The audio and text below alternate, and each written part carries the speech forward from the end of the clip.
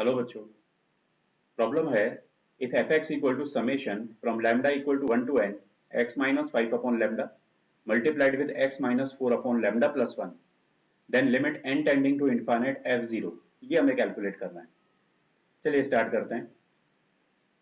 हमें कैलकुलेट करना है limit n tending to infinite and f of zero. Now f x function हमारे पास ये है, अगर हम x equal to zero substitute करते हैं तो ये term will be minus 5 upon lambda and this term will be minus 4 upon lambda plus 1.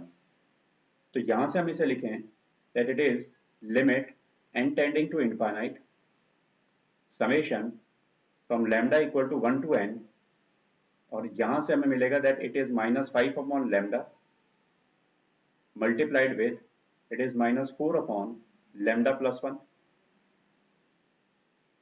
Further ये 20 है, so it is 20 limit n tending to infinite summation from lambda equal to 1 to n,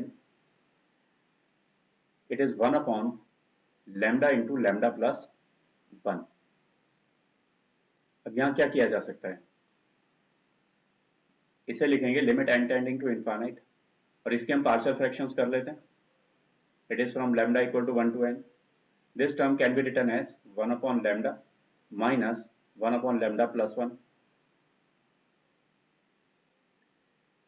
चलिए देखें series बनती क्या है ये। So it is limit n tending to infinite, अगर हम लैम्डा इक्वल टू 1 सब्सटीट्यूट करते हैं then it is 1 upon 2 minus 1 upon 1 minus 1 upon 2।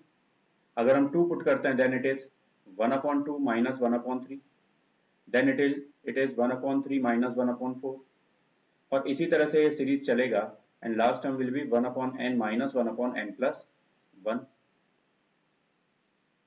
देखिए यहां से कैंसलेशन स्टार्ट हो चुके हैं, मीन्स सारे टर्म्स कैंसिल होंगे accept first term and the last term.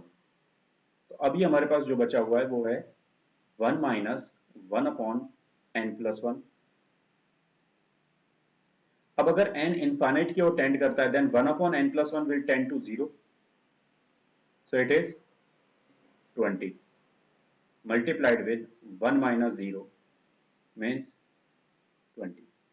So the final answer of this problem is 20. Hope you understood it well. Best of luck.